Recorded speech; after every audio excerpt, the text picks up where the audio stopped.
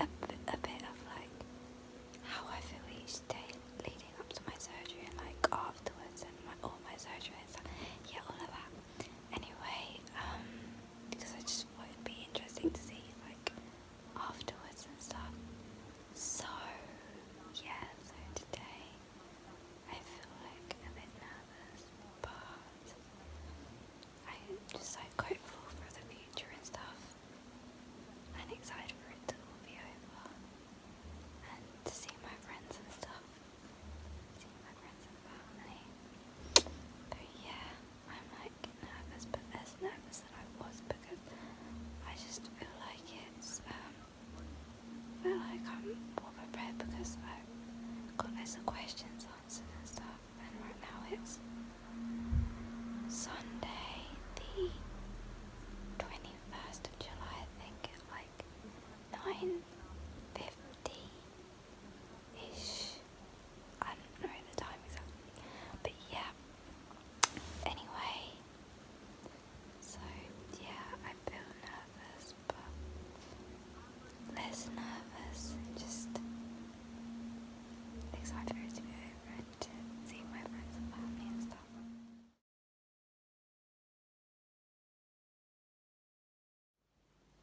Hi guys, so welcome back to a video, or welcome if you're new. It's Ellie, and yeah, I'm back with another video. I know it's been a long time and I'm very sorry about that. It's been anyway, so this video is basically like a live update about what's been going on and stuff, what's been going on mainly these like past couple of weeks. So it's probably going to be a bit like bitty, is that a word? Chunky, I don't even know if that's the right word to describe it, but what's the right word? Just could be all over the place, but anyways, because I might not film bits because it's sort of late at night, kind of late, not really, kind of late, yeah, and I'm really tired and I just thought I'd film this because then I'm probably going to film the rest of it tomorrow. Oh, bad lighting. There we go, that's a bit better. And yep, I'm sitting on my bed because that's sort of part of it. So yeah, without further ado, let's get on with the video. So to start with, I thought, because I had to do this speech for school, and I sort of did it on this topic because I sort of just wanted to raise awareness and stuff. So I thought that I'd read it out, and I've basically got like these like card things that I've written it on. So if I look down a lot or something, it's probably that. So, how would you feel if someone you know was diagnosed with cancer? For some people, they are unaware of this issue until they face it. Today I'm going to be discussing this condition I have called familial adenomatous polyposis. The three main areas I'm going to be discussing are what familial adenomatous polyposis is, how it develops, treatment, and my personal experience. Firstly, familial adenomatous polyposis, FAP for short, is a rare inherited condition which causes many polyps growths to develop over an amount of time which varies from person to person in predominantly the large intestine. These polyps start off benign, non-cancerous, but can rapidly and uncontrollably develop into cancer. It is a condition that very few people are aware of. I wasn't aware of it. FAP is a genetic condition caused by a single faulty gene. The gene responsible for FAP is found on chromosome 5. The fault on the gene varies from family to family, affecting people's symptoms. Familial adenomatous polyposis is very rare, affecting about 1 in 7,000 people in the UK. I had a 50-50 chance of inheriting this gene from my mother. Genetic testing is offered to people of FAP patients between the ages of 12 and 14. This is usually carried out with a simple blood test. It was the longest few months waiting for the results. I felt scared and like I'd been thrown into the unknown. The symptoms of FAP include hundreds or thousands of polyps growing in the large intestine, sebaceous cysts, which are growths underneath the skin. I had 2 of those. Other growths on the bone, unexplained weight loss, etc. Secondly, I found that I was at risk of this condition in August of 2017. I found out that I had inherited FAP in November of 2017. The mean age for developing cancer in untreated patients... Oh, sorry, my leg's shaking. And I was resting on my leg. The mean age for developing cancer in untreated patients is 39, but can develop as young as 17. I must have regular screenings and checkups to keep an eye on the polyps. So far, I have had 2 colonoscopies, which involve a flexible tube with a camera on it, checking and inspecting the polyps from inside of my large intestine. The main treatment is surgery. There are 3 different types. Due to worrying family history, I will be undergoing major bowel surgery in July of this year. This surgery is to remove my whole large intestine, as I already have about 50 to 80 1 to 2 millimeter polyps, which have developed quite quickly. Removing my large intestine won't cure this condition, it just reduces the risk of developing bowel cancer. I will have to have regular 6 to 12 month checkups to keep an eye on the progress. The aim of surgery is when there are too many polyps to remove, one by one, then surgery is used. Lastly, I will be having my surgery done in a hospital which specialises in my condition. The operation will take between about 4 and 5 hours. I'm incredibly nervous about this, but I have already overcome my fear of needles. I've had 2 general anaesthetics and my first blood test without numbing cream. This is a huge step for me. This journey has been tough, nerve-wracking and very informative so far. When I wake up from surgery, I'm going to have my own intensive care nurse for 24 hours as I'm too young to go to the high dependency unit. I'm going to have drains, cannulas and a nasal gastric tube. The doctors have said it will take a few weeks to months to get back to normal. I can't wait until my surgery is over and I can focus on getting better. For many months, I didn't tell many people that I had this condition. I guess because I feared what people may think, but everyone I've told has been extremely supportive. I also don't usually open up to many people, as sometimes I find it quite difficult. So as I was thinking of doing this speech, the concept of it sounded very scary, but I decided to go through with it because I want people to learn and understand more about familial adenomatous polyposis. Let's go back to the question. What is FAP? To sum up my speech, familial adenomatous polyposis is a rare inherited condition which polyps can rapidly develop into cancer. There is no cure, but many treatments to help prevent cancer. I have FAP and I want to provide information to everyone and help others living with this condition. Thank you so much for listening, and I hope you now have a wider understanding of familial adenomatous polyposis and how it affects people in a variety of ways. So that was basically most of my speech, and that was written before I had surgery. So basically the next thing I'm going to talk about is my surgery journey and stuff. Yeah, anyway, basically I went in for surgery. I arrived on the 24th of July at 2 p.m-ish, but then we had lunch and stuff, and we had to be there for free.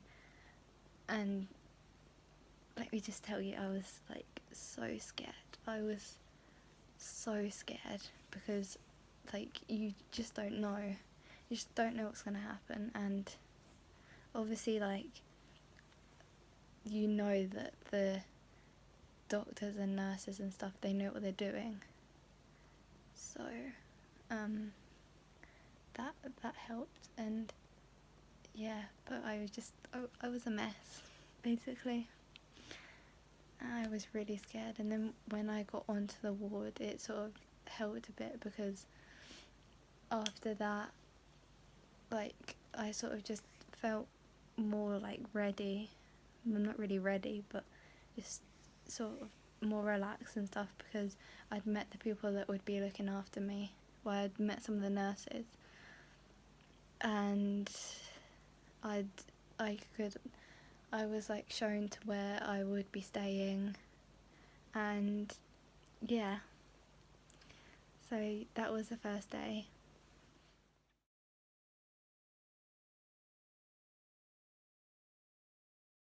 And I had surgery on the 25th, and before, because some of that information that was in my speech was like slightly wrong. Like, it said, I said 5 to 6 hours, and then it was 3 to 4. I was told on the day before, I was told it was going to be 3 to 4 hours, and that I might be going down to like the theatres at like 9 a.m. But I was like the second person on the list, so they weren't really sure. And they also came round and like did my like height, weight, and all of that fun stuff. And I was having like regular obs, that's like temperature, blood pressure, and heart rate. That's it. And they basically, because I had like 2 sebaceous cysts which are growth underneath the skin, I had one on my head, like right over there somewhere, and one on my leg, which I got taken out, but they marked my head and my leg, and I had a blue patch in my hair, because they had to obviously mark where it was, so they knew where they were, what they were doing and stuff. So yeah, I had a blue head. That was fun. A blue streak in my hair, and then they did a blood test, and they also put a cannula in my hand, like right, where is it? Like there, somewhere. I think it was that one.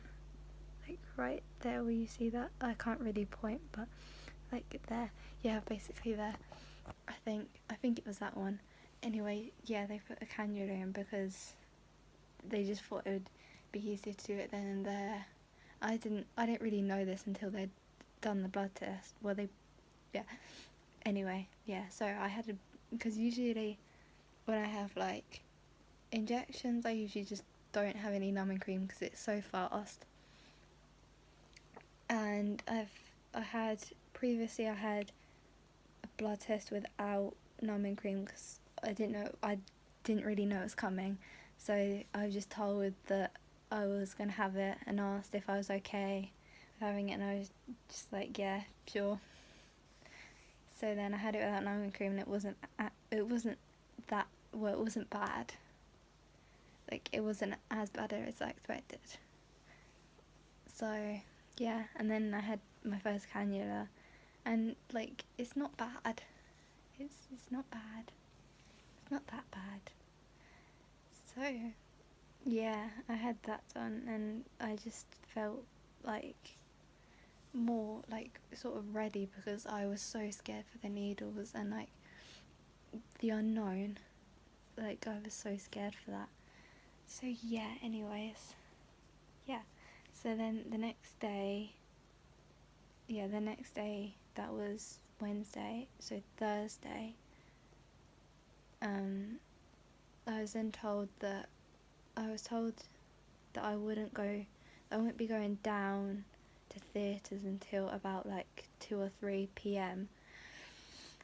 So I had quite a long wait, and yeah, I can't really remember what I did. I was probably on my phone and like really panicking, and I'm pretty sure I didn't sleep well that night. I slept a bit, but I don't think I slept as well as I do normally, just say. So yeah, and then So Thursday, yeah, I was just waiting, and then I got changed into gown and stuff. Yeah, all of that stuff, all of that fun stuff. And then you have to make sure you just have no like metals or anything. So I had to, well, I think I'd already taken my earrings out, and I couldn't have my glasses on, like when you go downstairs and stuff. And then, yeah, I think it was about 2 p.m. 2 p.m. or 3 p.m. It was one of those that I went down to theatre, and we were waiting a while because something had happened. Like they were like something with the consent form, and or like they weren't sure if they needed a second consent form, but it was okay because they didn't. Because you have, obviously with surgery you have to sign a consent form to like make sure it's all great and stuff like that. Woo. Anyway, so yeah, all of that stuff are done, and then I went into the like being wheeled down to surgery. Like it wasn't as bad as I expected because I'd basically done it before with my colonoscopies, but like I know it felt different because I know like surgery is one of my biggest fears, and I knew that I had to go through it, and that I just didn't know what was gonna happen, so it like scared me. But it was funny because when they wheeled me down I thought, oh, I'll be going to this like anesthetic room. Anesthetic, is that what it is? I think it's that. Yeah, maybe. So yeah, anyways, yeah, sorry if I talk quietly because everyone in my house is asleep, so I have to talk quietly because it's sort of late. Anyway, yeah, where was I? Yeah, so I thought when I was being wheeled down, I sort of went like further than I did before, and then I was just wondering where we were going, and then I was told by like the porter, basically the people who like wheel you down, or a nurse or something. I was told that they were going to like the newer part, which was like further along like the corridor. So yeah, we went there. We went to that bit and then went into the anaesthetic room, and I met all the anaesthetist, that's it. But I already met the anaesthetist like before, just before, like half an hour before, to check everything, and it's all good. So yeah, I met the other two people, I think, because there was a team of three, and at that point I found out, or was it, I can't remember if it was before in the ward or if it was then, I found out I basically needed an epidural. Basically, yeah, epidural, they put like stuff into your back. They put like a needle in your back, and they put like local sedation, not local anaesthetic. Something, yeah. Just because they like to make sure that like you can't feel anything before they put you under general anaesthetic. So basically I didn't even know what was going on, and before that I was hooked up to like the blood pressure, no, not the blood, yeah, I did have the blood pressure thing on, and I had the heart rate thing on my finger, and I think I was like making the machines go a bit. I was making them go off, and yeah, it was really funny because I was really worried, and they could sort of tell that because my heart was like racing. So basically after that I just didn't really know anything, and I was just, after I had the thing, yeah, that was sort of scary, but it didn't hurt. It was just like the thought of things is more scarier than actually having it done. So yeah, yeah, then I laid back down, I laid down on the bed thing, and then they gave me like I already had a cannula in, and they gave me the general anaesthetic, I think. And I don't remember anything. I think I just, because usually they tell you to either like count up or down from 10. I think I've got to like from 10 to 6 before, because then that's actually what I remember. But like for my colonoscopies, they tell me to count up or down. Hang on, I'll be right back. Sorry, I have a cold or something. I'm getting sick. Anyway, yeah, they told me to either count up or down. I think one time I had an oxygen mask, and the other time I didn't. But then this time it was just really weird, because I don't really remember actually falling asleep, I guess. I just don't remember that part. I think just by the time they'd given it to me, or like they'd given it to me so quickly that I just didn't know. So yeah, and then I woke up like 6 hours later, because it took longer than expected, because my head, like, I had trouble with my head, because yeah, I don't really know what happened, but yeah. And because it was supposed to take 3 to 4 hours, but it took 6 hours. Not the actual like surgery on my stomach and stuff, but on my large intestine and that, but like the whole thing all together, the total, the prep and whatever else they have to do. So yeah, woke up and I had 5 cannulas. I had 3 in my left hand, right hand even. What am I? I'm so tired. Like, that one. Oh, I don't know if this is good quality or not, but oh yeah. And then I had 2. I had one there, where that, like, you can sort of see in the middle of my hand, and then one there. There we go. And it sort of bruises around there. So yeah, that happened. And they took the 3 out of my right hand when I was just out of it, like I was awake, but they took it out and I just didn't feel a thing. And yeah, because I don't even remember what happened. I don't even remember getting wheeled back to the ward, honestly. But then I had an intensive care nurse for that night. I think I must have got back, I reckon I got back to the ward at like 10, 11. I think they would, because they like to keep people in recovery. Yeah, that was the bit I was in for when I got my cannulas taken out and stuff. And when I woke up, I was in recovery. They like to keep people in there for 4 hours. I reckon I would have been in there till like 1 a.m. But like they were saying my obs and I was all stable and fine and stuff, so they wanted to send me back to the ward.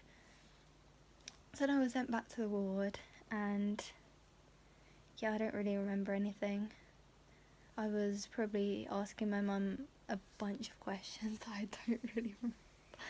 Like, we were talking about it the other day, and I think I was asking what's the time, like every 5 minutes, and I didn't realise that every 5 minutes I was asking what the time was. And then my mum was like, oh, it's 5 minutes later than what it